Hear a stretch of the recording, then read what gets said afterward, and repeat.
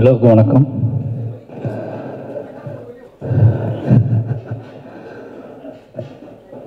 ரொம்ப நன்றி. முதல்ல பத்திரிகை நண்பர்களுக்கும் மீடியா அத்தனை நண்பர்களுக்கும் ரொம்ப நன்றி. ஏன்னா எனக்கு ரொம்ப ஆச்சரியமாக இருந்துச்சு. இந்த விழா நடந்ததுலேருந்து தொடங்கினதுலேருந்து எல்லாருமே வேக வேகமாக பேசிட்டு போயிட்டாங்க. அதுக்கு ஒரே ரீசன் என்ன அப்படின்னா, அந்த படத்தை பற்றி தமிழ் சமூகம் தேவையான அளவு அதிகமான அளவே பேசிட்டாங்க அப்படிங்கிற ஒரு நம்பிக்கையில் தான் அவ்வளோ பேருமே வேக வேகமாக பேசிட்டு போயிட்டாங்க. முதல்ல நான் நன்றி சொல்ல வேண்டியது என் சக தமிழ் சினிமா திரையுலகத்துக்கு தான் சொல்லணும். ஏன்னா அந்த வாழை படத்தை நான் படம் எடுத்து முடிச்சுட்டு இந்த படத்தை எப்படி ப்ரொமோட் பண்ண போகிறோம் அப்படின்னு யோசிச்சுட்டு இருக்கும்போது, சரி ஓகே, முதல்ல நம்ம இண்டஸ்ட்ரி காட்டுவோம். நம்ம இண்டஸ்ட்ரி நம்மளை விரும்பக்கூடிய நல்ல படங்களை ஆதரிக்கக்கூடிய இயக்குநர்கள்ட்ட காட்டுவோம், முதல்ல நடிகர்கள்ட்ட காட்டுவோம், நண்பர்கள்ட்ட காட்டுவோம். அதுக்கப்புறம் இந்த படத்தை அவங்க என்னவா பார்க்குறாங்கன்னு முடிவு பண்ணிட்டு நம்ம வேலையை ஸ்டார்ட் பண்ணணும்னு நினச்சேன். மாரி செல்வராஜ் அப்படிங்கிற இனிமேல் நம்பிக்கை வச்சு நான் அழைத்ததற்காக தமிழ் சினிமாவில் நான் யாரெல்லாம் அழைச்சனோ அத்தனை பேருமே இந்த படத்தை பார்த்தாங்க. இந்த படம் பார்த்தது மட்டும் இல்லாமல் எப்படியாவது இந்த தமிழ் சமூகத்தை இந்த படம் பார்க்க வச்சிடணும் அப்படிங்கிறதுல அவங்க ரொம்ப குறியாக இருந்தாங்க. அது உண்மையிலேயே எனக்கு நினச்சி பார்க்கவே முடியாத ஒரு பெரிய வெற்றி. நான் நினச்சதை விட என்னோட இண்டஸ்ட்ரியினோட சக இயக்குநர்களும் சக நடிகர்களும் என்னோட திரையுலகம் இந்த படத்தை கொண்டாடிய விதம் பெரிய நம்பிக்கை அளிச்சிருக்கு எனக்கு. இந்த வாழை படம் கொடுத்த மிகப்பெரிய வெற்றி அப்படின்னா, மாரி செல்வராஜ் அப்படிங்கிற ஒருத்தனை தமிழ் சினிமா எவ்வளோ நம்புது, அவனோட கதையை, அவனோட வேல்யூவை, அவனோட வாழ்க்கையை, அவனோட நிஜத்தை எவ்வளோ நம்புது அப்படிங்கிறத இந்த படத்தின் மூலமாக நான் தெரிஞ்சுக்கிட்டேன். இந்த படத்தை அவங்க அத்தனை பேரும் அவங்க தான் கொண்டு போய் முதல்ல சேர்த்தாங்க. நிச்சயமாக அத்தனை ஒட்டுமொத்த திரையுலகத்துக்கும் நன்றி சொல்லிக்கிறேன். அதுக்கப்புறம் ஹாட் ஸ்டார் ரொம்ப சாதாரணமாக ஒரு நாள் எங்கேயோ ஃபங்க்ஷனில் பேசிகிட்டு இருக்கும்போது பிரதீப் சார்ட்டையும் நரன்ட்டையும் சும்மா பேசிகிட்டு இருக்கும்போது இப்படி ஒரு லைன் இருக்குது, நான் ஃபஸ்ட்டு பண்ண நினச்சேன், அதை இப்போ பண்ணலான்னு ஆசைப்பட்றேன் அப்படின்னு சொல்லி அப்படியே ஸ்டார்ட் பண்ணி அப்படியே ஆரம்பித்தது தான். வேறு எதுவுமே கேட்கல. மாரி செல்வராஜ் படம் பண்ணுறாரு அப்படின்னு கூப்பிட்டாங்க. அன்னிலேருந்து இன்றைக்கி வரைக்கும் அவங்க முழு சப்போர்ட். இன்றைக்கி இந்த படம் மிகப்பெரிய வெற்றி அடைஞ்சது மட்டும் இல்லாமல் ஒரு பலமாக என் கூடவே இருக்கிறது இருக்குல்ல, முழுசாக ஒரு படைப்பாளியை நம்புறது இருக்குல்ல, எனக்கு கிடைச்ச எல்லா ப்ரொடியூசருமே அப்படிப்பட்ட ப்ரொடியூசர்ஸ் தான். நிச்சயமாக சொல்லணும்னா வாழை இவ்வளோ நல்லா வந்ததுக்கு முதல் காரணமே நான் ஒர்க் பண்ண 4 ப்ரொடியூசர்ஸ். அது பரியர் பெருமாள் ரஞ்சித் அண்ணா சுதந்திரம் கொடுத்தாரு. அதுக்கப்புறம் கர்ணனில் தானு சார் மிகப்பெரிய சுதந்திரத்தை கொடுத்தாரு. அதுக்கப்புறம் ரெட் ஜெயிண்ட், மாமன்னனில் எல்லாமே என்னோட படமாகவே வர்றதுக்கு காரணம் என்னோட தயாரிப்பாளர்களும் என்னோட நடிகர்களும் தான். அதுக்கப்புறம் வாழை, இதுக்கு ஒரு இதான் இந்த 4 படம் யோசிச்சு பார்த்தீங்கன்னா, மாரி செல்வராஜ்ங்க ஒருத்தன் தங்கு தடை இல்லாமல் மக்கள்கிட்ட போய் சேர்றதுக்கு மெயின் ரீசன் நான் என்னை சூஸ் பண்ண தயாரிப்பாளர்களும் என்னோட நடிகர்களும் கதாநாயகர்களும் என்னோட மொத்த டீமும் தான். நான் அத்தனை என்னோட 4 ப்ரொடியூசருக்கும் நான் நன்றி சொல்லிக்கிறேன். முக்கியமான விஷயம் 4 பேருக்குமே நான் படம் பண்ணிட்டு இருக்கேன் அடுத்து. அதான் ஒரு முக்கியமான விஷயம். ஏன்னா அவன் நம்புகிறாங்க என்னைய, நிச்சயமாக அந்த நம்பிக்கைக்கு உண்மையாக இருப்பேன் நம்புகிறேன். அதுக்கப்புறம் மாஸ்டர் சொல்லி ஆகணும், மறுபடியும் எல்லா இன்டர்வியூலும் சொல்லிட்டே இருக்கா, என்னை ஏன் சூஸ் பண்ணான்னு தெரிலன்ட்டு. எப்படி சொல்கிறது மாஸ்டர், கரெக்டாக உண்மையை சொல்லிடலாம் அப்படின்னா, மாஸ்டர் ஆக்ஷன் ஃபைட் பண்ணுவார். என் படத்தில் நான் பெருசாக வேல்யூ கொடுக்க மாட்டேன் ஃபைட்டுக்கு. அந்த ஃபைட்டுக்குள்ளே சீன் வச்சுருப்பேன். அது அவர் ரொம்ப டிஸ்டர்பன் பண்ணும். அவர் ஏதாவது யோசிச்சா நான் அதை சீனாக மாற்றி கன்வெர்ட் பண்ணிவிடுவேன். எல்லா ஃபைட் சீக்வன்ஸையும் நான் சீனாக மாற்றுவேன். எனக்கு எமோஷ்னல் ரொம்ப முக்கியம்னு சொல்லுவேன். அதை ஒரு மாஸ்டர் புரிஞ்சுக்கிட்டு அதுக்காக ஸ்பேஸை கொடுத்துட்டே இருப்பார். அது இப்படியே போயிட்டே இருந்துச்சு. இப்பெல்லாம் ஃபைட் மாஸ்டர்ஸ் இருக்காங்கன்னு போயிட்டே இருந்துச்சு. சும்மா அவர் தனியாக இருக்கும்போது என்ன சொல்கிறது, ஜாலியாக இருக்கும்போது குழந்தையாக மாறிடுவார். பயங்கர சமாளிக்கவே முடியாது. யுவானை விட மோசமாகிடுவார், என் பையனோட மோசமாகிடுவார். அப்புறம் தான் அந்த ஆள்கிட்ட ஏதோ உண்மை இருக்குது, மாஸ்டர் கிடையாது, ஃபைட் மாஸ்டர் கிடையாது. ஒரு நாள் ஒன்று சொன்னார், நான் படம் எடுப்பேன், என் படத்தை சண்டையே இருக்காது, இது போதும் எனக்கு. ஒரு மாஸ்டர் நான் படம் எடுப்பேன், அதை சண்டையே இருக்கான்னு சொல்கிறாருல, அப்போ அந்த ஆளை நம்பலாம் அப்படின்னு முடிவு பண்ணிக்கிட்டேன். நம்பதுக்கு அப்புறம் தான் வாழை காமிச்சேன். வாழை படம் பார்த்துட்டு அடுத்த செகண்டே ஒரு 1 hour எதுவுமே பேசலை, அப்படியே அமைதியாக இருந்தார். நான் வாங்கிக்கிறேன் அப்படின்னு, நானும் கூட சேர்ந்து பண்ணுறேன் அப்படின்னாரு. சரின்னு சொல்லிட்டு அன்றைக்கி ஸ்டார்ட் பண்ண நம்பிக்கை தான் இன்றைக்கி வரைக்கும். என்ன பண்ணுறீங்கன்னு எதுவுமே கேட்கல, ஆண்டு போயிட்டு 2 பேத்துக்கும் அண்டர்ஸ்டாண்டிங் ட்ராவல் ஆகுது. நிச்சயமாக ஒரு நல்ல படம் மட்டும்தான் நமக்கு நிறைய நம்பிக்கைகளை, நிறைய நண்பர்களை ஏற்படுத்தி கொடுக்குது அப்படிங்கிற ஒரு பெரிய சந்தோஷம். இன்னொரு இந்த வாழை வந்து இது வரைக்கும் நல்ல மாஸ்டராக எனக்கு இருந்த மாஸ்டர் ஒரு நல்ல நண்பனா, ஒரு நல்ல அண்ணனா தம்பியான்னு தெரியல. அவருக்கு முடி நிறைக்கதான் நினச்சிருக்கு. அதனால் நல்ல நண்பன் தான், நல்ல நண்பனை கிடச்சிருக்கு. ரொம்ப நன்றி மாஸ்டர். அதுக்கப்புறம் ரெட் ஜெயிண்ட், நீங்கள் நான் என்ன தைரியத்தில் வந்து இந்த படத்தை நான் ரிலீஸ் பண்ணுறேன்னு சொன்னேன் அப்படின்னா, ரெட் ஜெயிண்ட் இருக்காங்க பார்த்துக்குவாங்க அப்படின்னு சொல்லிட்டு தான். ஏன்னா மாமன்னன் பண்ணும்போதே நான் சொல்லிட்டேன் என்ன படம் எடுத்து இருந்தாலும் வந்துக்குவான்னு சொல்லிட்டு, அதே மாதிரி அதை புரிஞ்சுக்கிட்டு வாழையை எடுத்துகிட்டு போனேன். ரொம்ப பயமாக தான் இருந்துச்சு. ஏன்னா அந்த biggest main stream production company அதுவும் பிக்கஸ்ட் மெயின் ஸ்ட்ரீமாகவே ஒரு படத்தை ஒரு படத்தோட வெற்றியை படம் பார்த்துட்டு 15 நிமிஷத்துக்கு சொல்லக்கூடிய ஆள் வந்து செல்வமூர்த்தி சார். அவர் படம் பார்த்துட்டு வெளியே வந்து படம் ஃபுல்லாக பார்த்துட்டார். அதான் பெரிய விஷயம். படம் ஃபுல்லாக பார்த்தா அப்போ வந்து பெருசாக ஃபைனல் சவுண்டு கவுண்டில் எதுவுமே இல்லை. கொஞ்சம் அப்படி பார்த்து முடிச்சுட்டு, சார் நல்ல படம் சார், உங்களுக்கு நல்ல பேர் கிடைக்கும் சார், எப்படி கலெக்ட் பண்ணலாம் எனக்கு தெரில அப்படின்னாரு. அது எனக்கு போதும், எனக்கு நல்ல பேர் கிடைக்கும்னு சொன்னார்ல, அது எனக்கு போதும்னு தோணுச்சு. அதுக்கப்புறம் கொஞ்ச நாள் கழித்து சொன்னார், சார் நீங்களே ரிலீஸ் பண்ணிவிடுங்க சார், பயப்படாதீங்க, நீங்களே பண்ணிவிடுங்க, உங்கள் ப்ரொடக்ஷன்லேயே பண்ணிவிடுங்க, நான் டிஸ்ட்ரிபியூட் பண்ணி தந்துடுறேன். என்ன ஏதாவது ஒரு படம் ஓடனா கூட பயப்படாதீங்க, ஒரு நல்ல பேர், உங்களுக்கு சம்பளம் கம்மின்னு நினச்சிக்கோங்க, ஆனால் நீங்கள் தான் பண்ணணும், உங்கள் பேரில் பண்ணணும்னு சொன்னார். ரொம்ப நன்றி சார். நீங்கள் அந்த உங்களுக்கு பேர் கிடைக்கும் நீங்கள் பண்ணுங்கன்னு சொன்னது இருக்குல்ல, ஒரு படம் ஒருவேளை மெயின் ஸ்ட்ரீமாக கலெக்ட் பண்ணலாம் அப்படின்னா விடுங்க, அவங்க அடுத்த படத்தில் பார்த்துக்கலான்னு முடிவு பண்ணி பண்ணுங்கன்னு சொன்னார். ரொம்ப நன்றி சார் அந்த நம்பிக்கைக்கு. அதில் இருந்தால் நம்மளே பண்ணலான்னு சொல்லிட்டு இறங்கணும். இந்த 3 பேரும் தான் முக்கியமான காரணம். இந்த 3 பேருமே முழுமையாக நம்பினாங்க. அதிலிருந்து அன்றைய நாள்லேருந்து இப்போ வரைக்கும் அவங்க தேட்டர் எனக்கு கொடுத்ததும் சரி, ஒவ்வொரு நாளும் எனக்கு ஃபோன் பண்ணி பேசினதும் சரி, இப்போது இந்த ஃபங்க்ஷன் வரைக்குமே என் கூட நிற்கிற ரெட் ஜெயினில் அர்ஜுனுக்கும் மூர்த்தி சாருக்கும் ராஜா மொத்த டீமுக்குமே ரொம்ப நன்றி. அதுக்கப்புறம் என்னோடய டீம், என்னுடைய மொத்த டீம், என்னோடய எடிட்டர், கேமராமேன், ஆர்ட் டைரக்டர், இவங்கெல்லாம் தொடர்ந்து என் கூடவே இருக்க அப்படின்னால அவங்க பற்றி எதுவும் பேச அவசியம் இல்லை. ஏன்னா என்னோடய ப்ராடக்ட், என்னோடய படத்தோட வெற்றியும் என் படத்தோட முழுமையும் தான் அவங்களோட பேர் சொல்லும். நான் ஒரு படத்துக்கு ஒருத்தரை பற்றி சொல்கிறத விட இந்த படத்துக்குள்ள நான் எவ்வளோ முழுமைக்காக நான் ஆசைப்படுறேன், அதை எப்படி முழுமையான படமாக ஆடியன்ஸுக்கு கொடுக்க நான் வெறி பிடிச்சி அலையிறேன் அப்படிங்கிறத வச்சு என் கூட சேர்ந்து ட்ராவல் பண்ணுறேன். என்னோடய டீமுக்கு, என்னோடய உதவி இயக்குநர்கள், என்னோடய டெக்னீஷியன் டீம் எல்லாத்துக்குமே நன்றி. ரொம்ப முக்கியமாக என்னோடய நடிகர்களை சொல்லணும். இந்த படத்தில் என் டீமோட நடிகர்கள் ரொம்ப முக்கியம். இந்த படத்தில் அத்தனை உழைப்பை போட்டிருக்காங்க. எல்லாத்துக்குமே எப்படி நன்றி சொன்னே தெரில. கலையரசனாகட்டும், திவ்யாவாகட்டும், இப்போ அந்த பசங்க இருக்காங்கன்னா இவங்க 2 பேரும் நான் என்ன வேணாலும் பண்ணேன்னு முடிவு பண்ணி தான் நான் சூஸ் பண்ணேன். ஓகேவா, படம் முடியும் போது நான் என்னவா இருக்கணும், எப்படினாலும் இவனை வச்சு இந்த படத்தை எடுத்துடலாம் அப்படின்னு எனக்கு தெரியும். அதனால் சூஸ் பண்ணேன். இவங்களை என்ன பண்ண வைக்க முடியும்னு எனக்கு தெரியும். ஆனால் கலையரசன், திவ்யா, ஜானகி அம்மா, இவங்கெல்லாம் வந்து பத்மனு, இவங்க எல்லாத்தையுமே வந்து எனக்கு எப்படி ஒத்துக்கிட்டாங்க, ஒரு சினிமா ஆர்வத்தில் ஒத்துக்கிட்டாங்க. அதுக்கப்புறம் ஃபுல்லாக தாங்குவாங்களா தாங்க மாட்டாங்களா ஒரு பயம் இருந்துச்சு. பட் அவங்களுக்கும் ஜெயிக்கணும், ஒரு நல்ல படத்தில் இருக்கணும், நம்ம ஒரு அடையாளமாக மாறணும், சினிமாவில் நம்ம பேர் பதியப்படணும் அப்படிங்கிறது அவங்களுக்குள்ள இந்த தாகம் தான். கலையரசனாகட்டும், திவ்யாவாகட்டும், ஒரு சினிமாவை தாண்டி ஷூட் பண்ணும்போது படம் ரிலீஸ் ஆகிற வரைக்கும் அது சினிமானே தெரியாது. சினிமாவில் இப்போ எந்த ஒரு சினிமாவில் வந்து இப்படி சகதிக்குள்ளேயும் மண்ணுக்குள்ளேயும் சேர்க்குள்ளேயும் போட்டு ஒரிஜினல் சுமையை தூக்கி வச்சு நடக்க வைப்பாங்க ஆர்டிஸ்ட்டுகளை.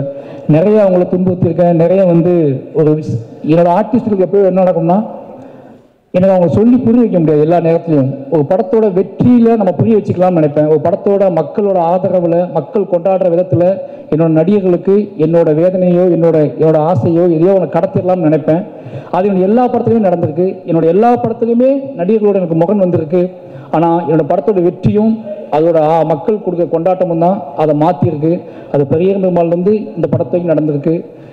அப்புறம் நிக்கிலா விமலும் அப்படி தான். என்ன அப்படின்னா, ஒரு நடிகரை வந்து நம்ம வந்து அவங்க வேறு படத்துக்காக சூஸ் பண்ணது. நான் கர்ணனுக்கு பேசினது, அதுக்கப்புறம் மாமன்னன், அப்படியே பண்ணாமல் போய் வாழை படம் அவனுக்கு ஒரு சின்ன தயக்கம் இருந்துச்சு.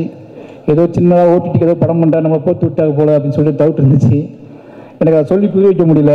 இது சின்ன படம் இல்லை, இதுதான் என் வாழ்க்கையில் நான் எடுக்கணும்னு நினச்ச பெரிய படம்னு சொல்லி எனக்கு அவங்ககிட்ட சொல்லிட்டேன் ஒரு நாள். அவங்க நம்பி பண்ணாங்க. நிறைய என்ன சொல்கிறது, இந்த கதையை உள்வாங்கிக்கிட்டு ஓகே இது ஏதோ நடக்க போகுது இந்த படத்தின் மூலமாக நினச்சி நம்பினாங்க. நம்பி நிறைய பேர் கேட்டாங்க, இந்த இடத்துல சொல்ல நினைக்கிறேன், ஏன் இந்த கிளைமாக்ஸில் டீச்சர் வந்துக்கலாமே என்கிட்ட கேட்டாங்க. மொத்த மீடியாவுமே என்கிட்ட கேட்டுச்சு. எல்லா படம் பார்த்துட்டு பிடிச்சவங்கலாம் டீச்சர் எங்கே போனாங்கன்னு கேட்டாங்க. டீச்சர் டேட் இல்லை எனக்கு, ஓகேவா? ஏன்னா அந்த ஷூட் எடுத்தது, அந்த கடைசி பாட்டு நான் எடுத்தது படம் ஷூட்டிங், மொத்த படமும் ஷூட்டிங் முடிச்சு எடிட் பண்ணி லாக் பண்ணி 1.5 வருஷம் கழிச்சு தான் எடுத்தேன்.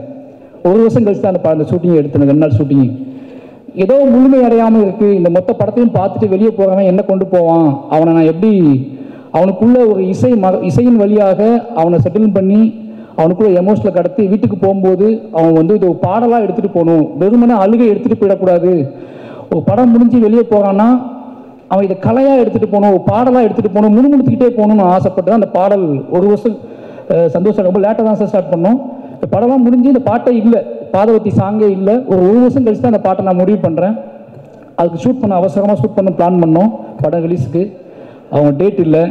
நான் அதை ஷூட் பண்ணி முடிவு பண்ணும்போதே அந்த அம்மா மடியில் சிவனஞ்சன் படுத்துப்பான், அது டீச்சர் மடியில் தான் படுத்துக்கணும்னு நான் ஆசைப்பட்டு ஷார்ட் யோசிச்சிருந்தேன்.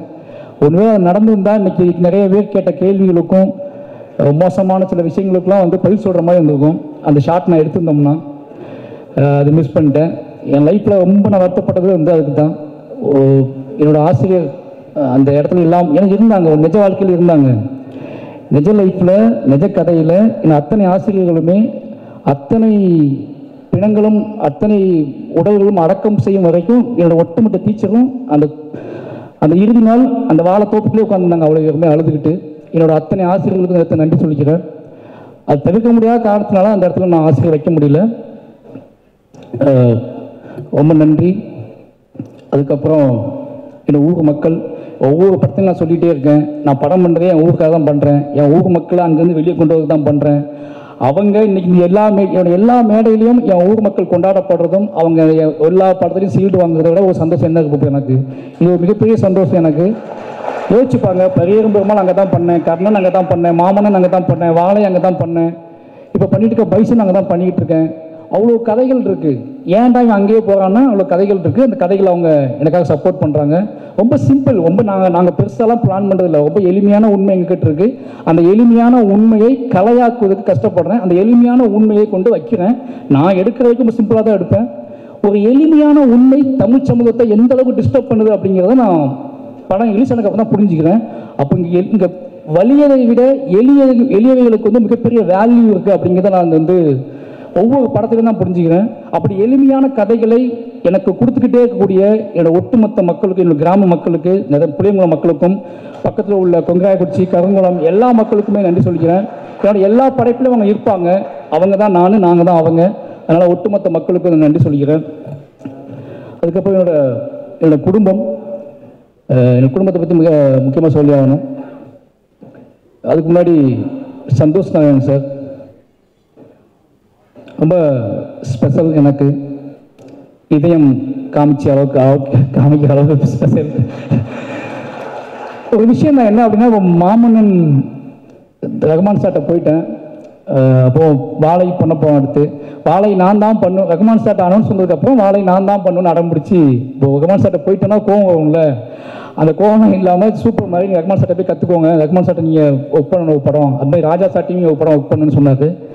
ரொம்ப நன்றி சார். அதுக்கப்புறம் வாழை பண்ணால் நான் தான் பண்ணுவேன், அதை மட்டும் நான் யாருக்கும் விட்டு கொடுக்க மாட்டேன் அப்படின்னு இந்த கதை சொல்ல நாள்லேருந்து என் கூடவே ட்ராவல் பண்ணார். இந்த படம் நான் எப்பவும் சொல்லுவேன், என்னோட படம் பெருசாக தெரிவதற்கும், என்னோட படம் எமோஷனலாக தெரிவதற்கும், என்னோட படம் ரொம்ப பியூராக தெரிவதற்கும் அது சந்தோஷ் நாயோட மியூசிக் ஒரு முக்கியமான காரணமாக இருக்கும்னு நினைப்பேன். ஏன்னா நான் ரொம்ப இசையின் வழியாகவே வளர்ந்த பையன். எனக்கு வந்து சொல்லிக் கொடுக்கறதுக்குலாம் ஆள் இல்லை ஊரில்.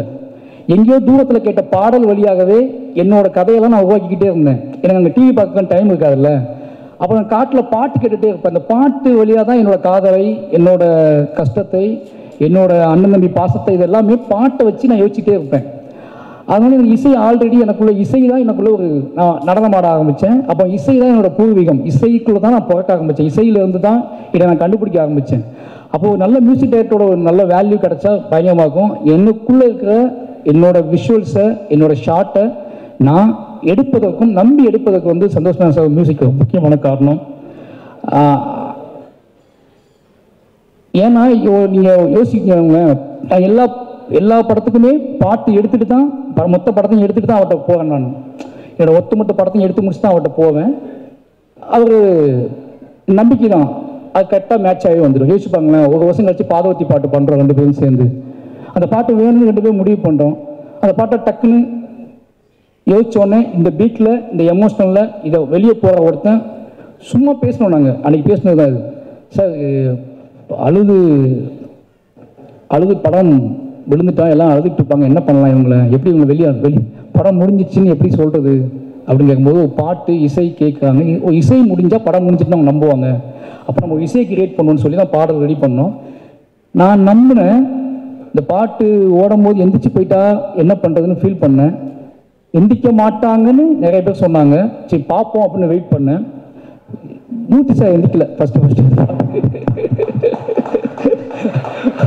அப்போது எந்திக்க மாட்டாங்க போல யாருமே அப்படின்னு நினச்சி முடிவு பண்ணேன். ஃபஸ்ட்டு எந்திக்காத ஆடியன்ஸ் மூர்த்தி சார் தான்.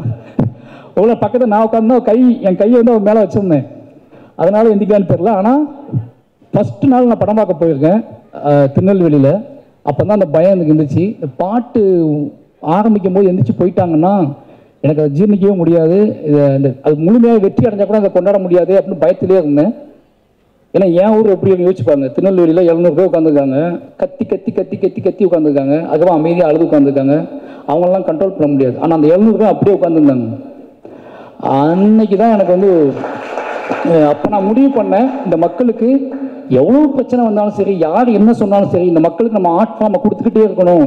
என்ன சொன்னாலும் சரி, என்னை பற்றி என்ன பேசினாலும் சரி, என்னை பற்றி என்ன புரிதலை கிரியேட் பண்ணாலும் சரி, என்னை பாராட்டவும் முடியாமல் திட்டவும் முடியாமல் தவிச்சாலும் சரி, நான் என்னோட வேலைங்கிறது என் மக்களுக்கு கலையின் வழியாக யோசிச்சுப்பாங்களேன். என்னோட அம்மா அப்பாவை, என்னோட அண்ணன் தம்பியை, என் ஊர் மக்களோட கண்ணீரை 30 வருஷம் கழித்து கலையாக்குவதற்காக நான் வந்திருக்கேன். அதை கலையாக்குறேன் அப்படின்னா அது எதையும் நினச்சில்ல, எதையாவது என் மக்களுக்கு என்ன சொல்கிறது, இப்படியே வாழ்ந்து இப்படியே செத்து போகிறோம், இப்படியே சண்டை போடுறோம், இப்படியே வாழ்ந்துட்டுருக்கோன்னு இல்லாமல் நம்ம படுற எல்லாத்தையுமே ஒரு படைப்பாகவும் இத்தனை கோடி மக்களுக்கும் கடத்த முடியுங்க நம்பிக்கை கொடுக்கறது இருக்குல்ல, அது ரொம்ப எனக்கு அதுவே போதுமானது எனக்கு. அதனால் எனக்கு ஒட்டுமொத்த நம்பிக்கையும் கொடுக்கறது இந்த மாதிரியான மூமெண்ட்ஸ் தான். ஒரு சாதாரண யாரோ எங்கே இருக்க ஒருத்தர் வந்து என்னை கைப்பற்றி பேசுறது இருக்குல்ல, அதை விட என்னோட பெருமை. என்கிட்ட வந்து பெருமை இல்லைன்னு சொல்லுவாங்க. என்னோட பெருமையை காட்டட்டுமா? 2 பேர் தான் என்னோட பெருமை, புரியுதா? ஒருத்தன் ஆரம்பிச்சு அதாவது பெருமையை பேசுறா, உன்ட என்ன பெருமையே இல்லையா, என்னால இப்படி காட்டிகிட்டே இருக்க, கூலியாக காட்டுற, தொழிலாளியாக காட்டுற. ஏன் நான் கூலியாக தான் இருந்தேன், தொழிலாளியாக தான் இருந்தேன், சாப்பாட்டுக்கு வழி இல்லாமல் தான் இருந்தேன். திருப்பி நீ எந்த போன 30 வருஷம் முன்னாடி உன் பாட்டம் முப்பாட்டம் வாழ்னா அவனை பற்றி எடுனா நான் ஏன் எடுக்கணும்? அவனை பற்றி எனக்கு அவனுக்கு என்ன பஞ்சாயத்து இருக்குது, என்ன பிரச்சனை இருக்குது? அவனை எடுத்து காட்டி எனக்கு என்ன ஆக போகுது? எனக்கு நான் தான் பெருமை. என்னோட கண்ணீரும் என்னோட கவலையும் நான் ஆட்பாம மாற்றினல, அதுதான் என்னோட பெருமை. எனக்கு அப்புறம் அதே ஊர்ல இருந்து 2 பேர்த்த கூட்டி வந்து மேடையில் நிப்பாட்டி இருக்கேன்ல, இதுதான் என்னோட பெருமை. ஓகேவா? இவன் 2 பேர்த்த உருவாக்குவான், இவன் நிச்சயமா 2 பேர்த்த உருவாக்குவான். இன்னும் இத்தியான மனிதர்கள் உலகளாவி போயிட்டே இருப்பானுங்க.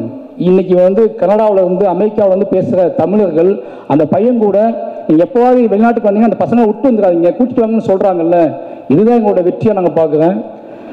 எனக்கு என்ன அப்படின்னா, இது ஏன் இவ்வளோ சொல்கிறேன் அப்படின்னா, எனக்கு ரொம்ப முக்கியம் வந்து என்னை தொந்தரவு செய்வது. இப்போ வந்து நான் உள்ள என்ட்ரியான உடனே ஒருத்தர் போக மாட்டேங்குது, பிரபல நண்பர் தான் அவர் கேட்டார், எல்லாத்துக்கும் பதில் சொல்லுவீங்களான்னு கேட்டார். எல்லா படமும் வெற்றி அடையுது, ஓகேவா, மக்கள் கொண்டாடுறாங்க, முன்னாடி 500 பேர் நின்று நிறைய கேள்விகளை உருவாக்குறாங்க. அந்த 500 பேரும் என்னை பின்வாங்க வைக்கலாம்னு நினைக்கிறாங்க. நிச்சயமாக சொல்கிறேன், நான் முட்டி மோதி நிறைய இலக்குகளை தாண்டி வந்திருக்கேன். என்கிட்ட விடாப்புடியான நான் சொல்லியே தீர வேண்டிய கதைகள் இருக்குது. நான் அத்தனை கதைகளையும் எப்படியாவது மூச்சு முட்டி சொல்லிட்டு தான் நான் போவேன், ஓகேவா? நான் போகலான்னு முடிவு பண்ணும்போது, நான் கிளம்பலான்னு முடிவு பண்ணும்போது நான் நிறைய பேர்த்த உருவாக்கியிருப்பேன். அவங்க சொல்ல ஆரம்பிப்பாங்க. இது வந்து மாற முடியாது. வாழையே சொல்லிட்டேன் அப்படிங்கிற ஒரு சந்தோஷம் எனக்கு. வாழை எங்களோட பெரிய உழைப்பு, எங்களோட பெரிய நம்பிக்கை. ஏன்னா எங்கள் அம்மா அப்பாவுங்கிறத நன்றி சொல்லி ஆகணும். அவங்க ஒன்று சொன்னாங்க என்கிட்ட, எங்கள் அம்மா சொன்னாங்க வாழை படம் எடுக்க போகிறேன்னு சொன்ன உடனே சரி இந்த ஒரு படம் நீ சந்தோஷமாக இருக்கலாம்ல, இந்த படம் ரிலீஸ் ஆகும், இது நம்ம கதை, நம்மளோட வாழ்ந்த கதை, உன்னோட சொந்த கதை, உன்னோட அழுகையும் கண்ணீரும், இது வந்து யாருமே எந்த டிஸ்டர்ப் பண்ண மாட்டாங்கல்ல, பார்ப்பாங்க அப்படியே போயிடுவாங்கல்லன்னு நான் சொன்னேன் அவங்ககிட்ட. இல்லைம்மா அப்படிலாம் போக மாட்டாங்க, எடுக்கிறது உன் பையன், என்ன வேணாலும் கண்டுபிடிப்பாங்க, என்ன வேணாலும் பேசுவாங்க, ஓகேவா? ஏன்னா நான் சாதாரண ஆளுங்கன்னா நினைக்க ஆரம்பிச்சிட்டாங்க, ஓகேவா? ஆமாம் நான் அசாதாரணமான ஆள் தான். ஏன்னா 30 வருஷம் அந்த மண்ணுக்குள்ளேருந்து உயிரை பிடிச்சிக்கிட்டு ஓடி வந்திருக்கேன். 30 வருஷம் அங்கேருந்து ஓடி வந்து அதே வழியை திருப்பி கடத்துவதற்கு, திருப்பி கொண்டு வந்து சேர்ப்பதற்கு நான் அவ்வளோ மெனக்கிடுறேன். அதனால் நான் எல்லா வலிமையும் என் மக்கள்கிட்ட தான் எடுத்துகிட்டு வரேன். இன்றைக்கி நான் மட்டும்தான் நான் உழைக்கலை, என் மக்கள் என்னை நம்பி என் கூடவே நின்று எனக்காக அவங்க படுற கஷ்டம் இருக்குல்ல, உழுனா உழுறாங்க, பாயினா பாயிறாங்க, செமனா செமக்குறாங்க, அழுனா அழுறாங்க, உடனா உடைக்கிறாங்க, இத்தனை வலிமையும் உருவாக்கியிருக்கேன். இந்த ரொம்ப எமோஷ்னலாக உண்மையால் கட்டப்பட்ட ஒரு கலை. அதை நிச்சயமாக வாழை எனக்கு கொடுத்துருக்கு. வாழை கொடுத்துற பெரிய நம்பிக்கை வந்து அதுதான். ரொம்ப ரொம்ப யோசிக்கவே முடியல. இப்போ பிரதீப் சார் சொன்னார்ல, நாங்கள் நினச்ச வெற்றியை விட இது பெரிய வெற்றின்னு. இப்போ மற்றவங்க பேசிட்டு போனாங்க, அவங்களால அந்த வெற்றியை கரெக்டாக சொல்ல முடியல. எனக்கு வீட்டுக்குள்ளே அடைச்சி வச்சு வெற்றின்னு சொல்ல நம்புவீங்களா? இந்த மற்ற படத்துக்கு மாமன்னனுக்கு நான் ஒரு இப்போ மாமன்னன் ரிலீஸ் வெற்றி ஆகும்போது, கர்ணன் வெற்றி ஆகும்போதுலாம் நான் ப்ரொடியூசர்ஸை பார்ப்பேன், ஜாலியாக பேசுவேன், அவங்க கூட சுற்றிக்கிட்டே இருந்தேன். ஆனால் வாழை இவ்வளோ போய் வெற்றி ஆனோடனே நான் வீட்டுக்குள்ளே தான் உட்காந்துருந்தேன், எங்கேயுமே போகல, யார் கூடயும் பெருசாக பார்க்கல, சும்மா அங்கங்கே வெளியே போயிட்டு வந்துட்டு வீட்டுக்குள்ளே தான் உட்காந்துட்டு இருந்தேன். ஏன்னு கேட்டால் இந்த வெற்றி என்னால் ஹேண்டில் பண்ணவே முடியல, அவ்வளோ நடுக்கமாக இருந்துச்சு எனக்கு. ஏன்னா வந்த பதில்கள்லாம் அப்படி வந்துச்சு. இந்த படம் பார்த்துட்டு என்னை பேசினவங்க, இந்த படம் பார்த்து என்னை அழைச்சவங்க, இந்த படம் பார்த்துட்டு என்னை பார்க்கணுன்னு துடித்தவங்க, இந்த படம் பார்த்துட்டு என்னை தேடி பிடிச்சி என் வீட்டு கதவை தட்டினவங்க, என் கைகளை பற்றி கொண்டவங்க, இவ்வளோ மனிதர்கள், இத்தனை மனிதர்கள் இருக்காங்க, இத்தனை கோடி மனிதர்கள் இருக்காங்க, இவ்வளோ பேர் ஒரு நிஜத்தை இப்படி எடுத்துக்கிறாங்க அப்படிங்கிற நம்பிக்கை இருக்குல்ல, இது மிகப்பெரிய நம்பிக்கையை கொடுத்துருக்கு. ஒட்டுமொத்த தமிழ் சமூகத்துக்கும் இந்த வாழை டீமுக்காக நன்றி சொல்லிக்கிறேன். ஏன்னா இது எனக்கான மட்டும் நம்பிக்கை இல்லை, எனக்கு பின்னாடி நிறைய அசிஸ்டன்டேட்டர்ஸ் இருக்காங்க, குட்டி குட்டியாக அவங்களோட தன்னோட கதையை வச்சுக்கிட்டு சினிமா பார்த்து சினிமா பண்ணாமல் தன்னோட கதையை, தன்னோட எமோஷனில் தனக்கும் தன்னோட அம்மாவுக்கும் நமக்கும் உள்ள உறவை, தன்னோட அப்பாவுக்கும் நமக்கும் உள்ள உறவை, நான் வாழ்ந்த சமூகத்துக்கும் நமக்குள்ள உறவையே கதை பண்ணலாம் அப்படிங்கிற நம்பிக்கையை இப்போ இவர் சொன்னார்ல திங்க் சந்தோஷ், என்கிட்டையும் ஏன் வாழை கதை கேளுங்க அப்படின்னு டைரக்டர்ஸ் சொல்கிறாங்க. என்கிட்டையும் வாழை இருக்குங்க, என்கிட்டையும் வாழை இருக்குது அப்படிங்கிறது வாழை இல்லை, எங்கிட்டையும் இத்தனை பியூராக உண்மையாக ஒரு கதை இருக்குது அப்படிங்கிறது அதோட மீனிங். அப்படி எல்லாரும் பேச ஆரம்பிச்சிருக்காங்க அப்படிங்கிறது ஒரு மிகப்பெரிய சந்தோஷம். ரொம்ப முக்கியமான சொல்ல வேண்டிய விஷயம் ஒன்றே ஒன்று தான், எதை சொல்கிறேன், நான் வாழை சம்பந்தமான மற்ற கேள்விகள் நான் பதில் சொல்ல விரும்புகிறேன். ஆனால் ஒரு விஷயம் சொல்ல விரும்புகிறேன் இந்த நேரத்தில். என்ன அப்படின்னா, நிறைய பேர் வாழை சம்பந்தமாக இல்லை நாங்கள் எங்களை காட்டலை, எங்களை மிஸ் பண்ணிட்டா இயக்குனர் அப்படின்னு சொன்னாங்க. அப்படிலாம் ஒன்றும் இல்லைங்க. இந்த படம் எனக்கும் அந்த நாளுக்குமான கதை. சின்ன வயசில் எனக்கும் அந்த டே, பர்டிகுலர் டே, எனக்கும் எங்கள் அம்மாவுக்குமான கதையாக தான் அந்த படத்தை நான் சூஸ் பண்ணேன். எனக்கு அங்கே நடந்த சம்பவம் தெரியாது, நாங்கள் ஓடலை, நாங்கள் குதிக்கலை.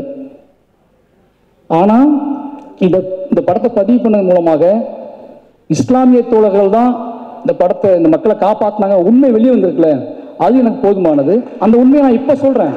ஏன்னா அன்னைக்கு நடந்தப்போ இஸ்லாமிய தோழர்கள் காப்பாற்றினாங்க, ஜாதி மதம் எதுவும் இல்லாமல் பக்கத்தில் உள்ள பேரூர், பேட்மா நகரம், இது எல்லாமே நான் சொல்லக்கூடாது, இன்னைக்கு ஒட்டுமொத்த மக்களும் சொல்கிறாங்கல்ல, எனக்கு அது ஒரு பெரிய சந்தோஷம். ஏன்னா அந்த கதை என்னோடய முடிஞ்சு போயிடுச்சு, அது இன்னொரு கதை, காப்பாற்றியவர்களும் தப்பித்தவர்களும் சொல்லக்கூடிய கதை நம்ம என்னால் கேட்கவே முடியாது, உங்களால் கேட்கவே முடியாது, இதையே உங்களால் தாங்கிக்க முடியல. என்னோட எமோஷனில் மட்டுமே நான் ஒரு கதையாக படம் பண்ணியிருக்கேன், எனக்கும் எங்கள் அம்மாவுக்குமான உறவை மட்டும் நான் படம் பண்ணியிருக்கேன். அதையே நீங்கள் உங்களால் தாங்க முடியாமல் அவ்வளோ வெடிச்சிட்டிங்க நீங்கள் எல்லாருமே. அந்த சம்பவம் நடக்கும்போது காப்பாற்றினவங்களும் தப்பித்தவர்களும் உசுறு துடிச்சுக்கிட்டு இருந்தவங்களும் அதை நான் கதையாக பண்ணேன் அப்படின்னா அது வேற. அப்படி அந்த நாளில் 30 வருஷம் கழித்து ஒரு மேடை போட்டு அன்னைக்கு நன்றி சொன்னாங்களா ஏன்னு தெரியாது. 30 வருஷம் கழிச்சு இந்த மேடையில் என் ஊர் மக்களை வச்சுக்கிட்டே சொல்கிறேன், அன்றைக்கு இந்த மக்களை காப்பாற்றிய அத்தனை நண்பர்களுக்கும் நன்றி, அத்தனை இஸ்லாமிய நண்பர்களுக்கும் நன்றி, ஜாதி மதம் இல்லாமல் அத்தனை தமிழ் சமூக மக்களுக்கும் நன்றி. அந்த நன்றியையும் அதை சொல்வதற்காகத்தான் நாங்கள் கிளம்பி வந்தோம். அதை ஒரு படம் பண்ணியிருக்கேன். அந்த படத்தின் வழியாக இந்த படத்தோட வெற்றி தான் உங்களுக்கான நன்றி. இதை நான் பகிரங்கமாகவே சொல்கிறேன். அன்னைக்கு தப்பிச்சவங்களும் இந்த படத்தில் நடிச்சிருக்காங்க, அவங்க மூலமாகவும் உங்களுக்கு இந்த நன்றி சொல்லிக்கிறேன். கடைசியாக என்னோட மனைவி திவ்யா ஒவ்வொரு கதை பண்ணும்போதும் இந்த படம் ரிலீஸ் ஆகும்போதும் இது என்ன மாதிரியான டிபேட் உருவாக்கும், யாரெல்லாம் என்னென்ன பேசுவாங்க அப்படின்னு ஒரு பயம் அவங்களுக்கு இருந்துகிட்டே இருக்கும். அது என்னோட தனிமையிலாம் அவங்களுக்கு பயம் கொடுக்கும். என்ன யோசிக்கிறான், என்ன பண்ணுறான், இது எப்படி ஹேண்டில் பண்ண போகிறான் அப்படின்னு சொல்லி நான் சொல்லுவேன். நான் மக்களை நம்புகிறேன். மக்கள் ஒரு பெரும்பான்மையான மக்கள் சத்தத்தில் இந்த குட்டி குட்டியான விஷயங்கள்லாம் மறைஞ்சு போயிடும், நீ வெயிட் பண்ணு சொல்லுவேன். அப்படி ஒவ்வொரு படத்துலையும் நடக்கும். அதுக்கப்புறம் அவங்க புரிஞ்சுக்குவாங்க. இன்றைக்கி வரைக்கும் நான் எந்த கதை சூஸ் பண்ணாலும், எந்த மாதிரியான என்னோடய ஒர்க் ஸ்டைலை மாற்றிக்கிட்டாலும், நான் வீட்டுக்கு போனாலும் சரி, போகலனாலும் சரி, கார்த்திகை பிறகுலாம் உழைச்சாலும் சரி, அதை புரிஞ்சுக்கிற ஒரு மனைவி கிடைக்கிறது பெரிய விஷயம். அப்படி இந்த படத்தில் ப்ரொடியூசராக அவங்க ஆகி என்ன சொல்கிறது, என்னை ஃப்ரீயாக பேச விடுன்னு என்னை மேடையில் ஃப்ரீயாக பேச அனுமதின்னு சொன்னால் நான் இப்போ தான் பேசுவேன்னு சொன்னேன். வந்து நன்றின்னு சொல்லிட்டு போயிட்டாங்க. நிறைய பேசுவேன்னு நினச்சேன், உன்னைய பேசலை. ஏன்னா அவங்க அவ்வளோ இந்த வெற்றியில், என்னோடய வெற்றியில் அவங்களுக்கு முக்கியமான ஒரு பங்கு இருக்குது.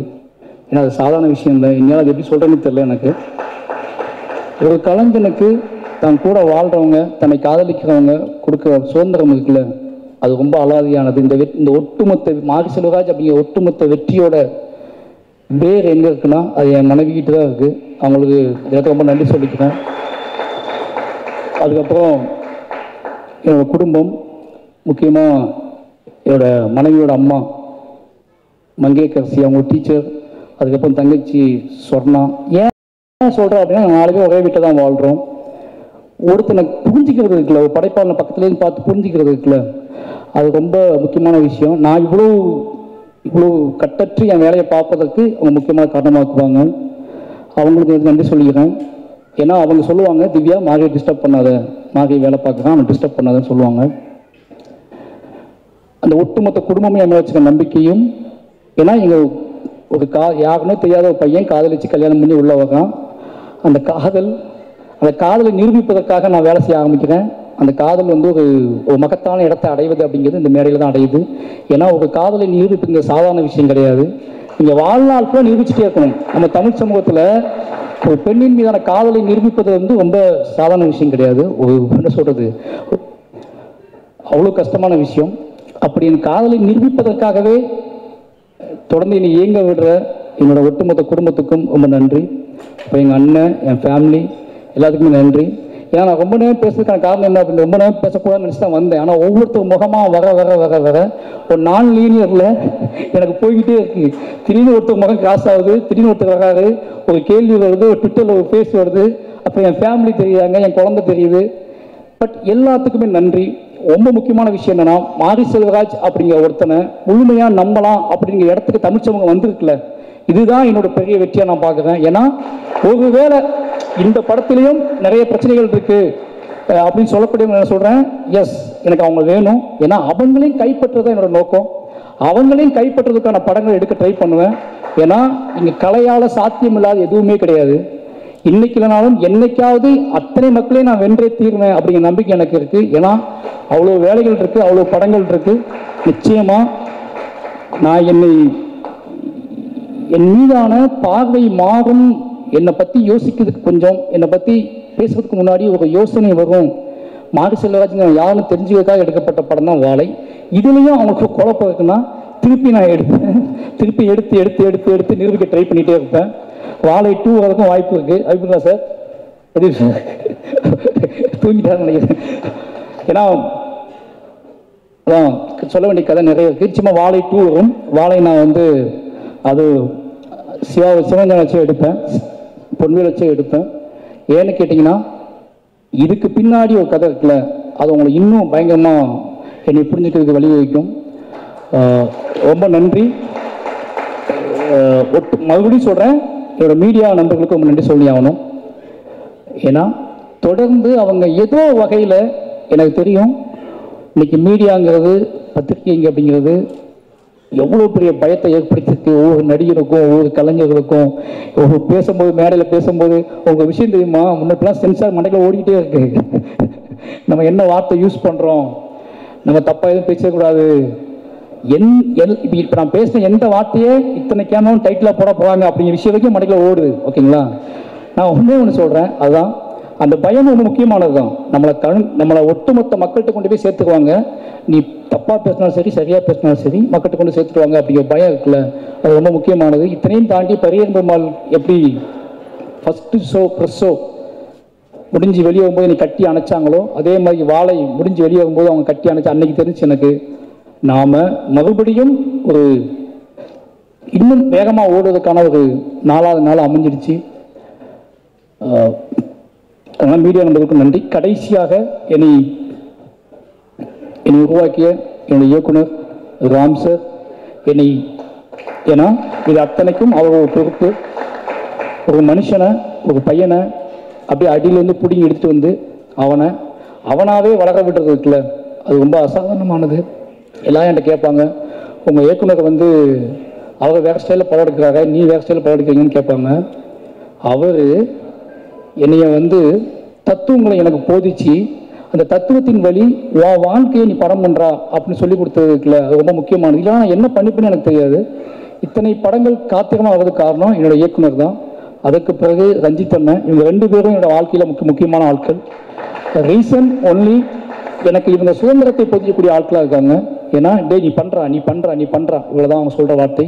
இந்த 2 பேத்துக்கும் என்றைக்குமே என்னோட மேடையிலும் என்னோட படைப்புகளிலையும் அத்தனையிலுமே இவங்களுக்கு முக்கியமான பங்கு இருக்கும். கடைசி என்னோட டீம் அசிஸ்டன்ட் டைரக்டர்ஸ், அதுக்கப்புறம் லிரிக்கிஸ்ட் யுவபாரதி அண்ணன், விவேக், இவங்க 2 பேருக்கும் ரொம்ப நன்றி. ஏன்னா இந்த பாடல்களை மிகச்சிறப்பாக அவங்க எழுதி கொடுத்தாங்க, அவங்களுக்கு தெரியும். இனி நேசித்து அவங்க எழுதுவாங்க, அவங்களுக்கு மிக நன்றி. கடைசி என்னுடைய உதவி இயக்குநர்கள் பற்றி சொல்லணும் அப்படின்னா ரொம்ப முக்கியமான விஷயம். நிறைய பேர் வருவாங்க போவாங்க போயிட்டே இருப்பாங்க. நான் ஒன்று தான் சொல்லுவேன். ஏன்னா நான் ரொம்ப பிரச்சனை என்ன தெரியுமா, நான் எங்கள் டைரக்டர்கிட்ட ரொம்ப எமோஷ்னலாக வளர்ந்த ஒரு பையன். இதுக்கப்புறம் அசிஸ்டன்ட் டைரக்டர்ஸ்க்கு அந்த எமோஷனல் வருமானம் எனக்கு தெரியாது. ஆனால் நான் எங்கள் டைரக்டரோட 15 வருஷம் அது ஒரு தாய்மகன் உறவுலேயே இருந்தது. நிறைய சண்டை போட்டுக்குவோம். ஆனால் எனக்கு அவர் தான் அப்படிங்கிற நம்பிக்கை எனக்கு இருந்துச்சு, அவருக்கு இவன் தான் அப்படிங்கிற நம்பிக்கை அவருக்கு இருந்துச்சு. ஆனால் சண்டை போட்டுகிட்டே இருப்போம், பேசுவோம், பேசாமல் இருப்போம். ஆனால் என்னோட அடையாளம் அவர் தான் அப்படிங்கிறத நான் உறுதியாக நம்பினேன். அதுக்கு உண்மையாக அப்படியே வளர்ந்த பையன் அப்படிங்கிறனால என்னோட உதவிக்கிட்ட கொஞ்சம் நான் அதிகமாக எதிர்பார்ப்பேன். அந்த உழைப்பை அவங்களும் போடுவாங்க. அப்படி என்னோட தொடர்ந்து எல்லா படத்துலையும் போட்டுட்டு இருக்காங்க. நிச்சயமாக அவங்களையும் ஒரு முக்கியமான இடத்துக்கு நான் கூட்டிகிட்டு போவேன் அப்படின்னு நம்புவேன். இந்த நேரத்தில் ஒரு யாரையாவது விட்டுருந்தா மன்னிச்சுக்கோங்க. உங்களோட அத்தனை பேர் உழைப்புக்கும் நன்றி, நண்பர்களுக்கும் நன்றி.